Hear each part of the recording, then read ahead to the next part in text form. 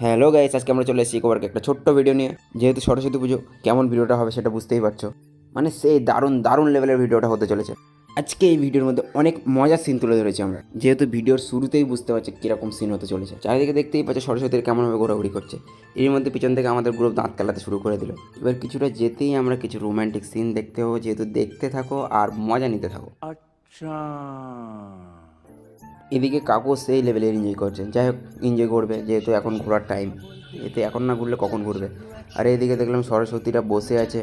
এদিকে দেখলাম একজন আরেকজনের সেলফি তুলে দিচ্ছে, যেহেতু দেখে আমাদের লাভ নেই, একটু আফসোস হবে, কিন্তু আফসোস হলেও কিছু করার নেই। এরকম একটা দিনে পার্কের মধ্যে ভিডিও বানাতে সেই একটা মজার, মানে যারা এসে ভিডিও বানাচ্ছে তারাই বুঝতে পারবে যে কেমন লাগছে ভিডিও বানাতে। আজকের দিনে তুমি সব রকম ভিডিও বানাতে পারো, প্লাস হচ্ছে কি মানে সব রকম রিয়াকশন দেখতে পারো।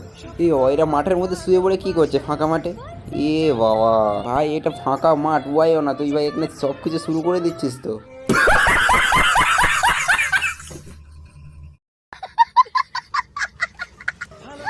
তো লজ্জা সামনে যে ফাঁকা মাঠের মধ্যে শুয়ে পড়ে সবার সামনে।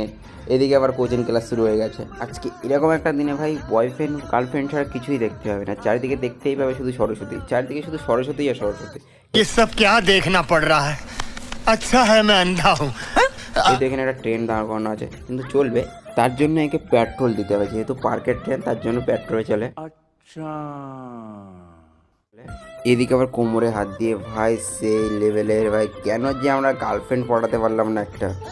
এর দিকে ক্যামেরার দিকে তাকিয়ে বলছে বাবু ভিডিও করছে, যদি কাউকে দেখিয়ে দেয় কী হবে। ওদিকে আমি মনে মনে বলছি হ্যাঁ অনেক কিছুই তো হবে, ভিডিওটা পোস্ট তো হতে দাও।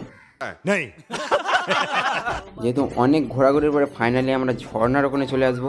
এবার দেখতেই পাবে তোমরা যে ঝর্ণাটা দেখতে কত সুন্দর হচ্ছে সেই লেভেলের।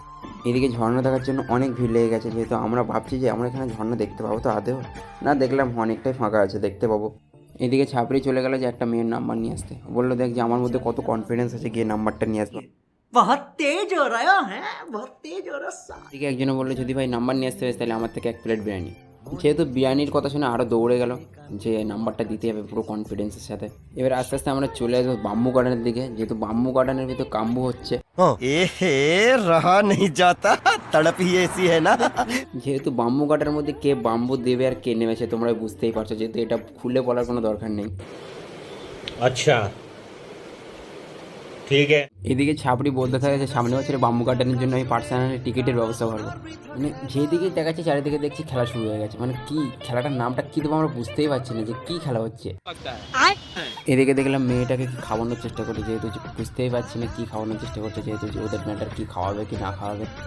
এই মামুনি তো শালা ক্যামেরার সামনে এসেই যাচ্ছে, বারবার বারণ করা সত্ত্বেও এসে যাচ্ছে, শালা পুরো লাতখোর বলতে গেলে চলে।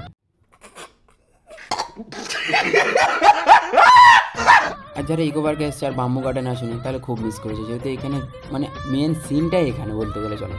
যেহেতু আস্তে আস্তে সন্ধ্যা হয়ে যাচ্ছিলো তার জন্য আমরা ভিডিওটা মানে ঠিকঠাকভাবে করতে পারছিলাম না, ভিডিওর কোয়ালিটিটা ভালো হচ্ছিল না। নেক্সট ভিডিওর জন্য চ্যানেলটাকে সাবস্ক্রাইব করবেন, শেয়ার করবেন, বেল আইকনটাকে যেটা ইচ্ছা সেটা ছুঁড়ে মারতে পারো। আজকের ভিডিও এখানেই শেষ, নেক্সট ভিডিওর জন্য আমরা ওয়েট করব।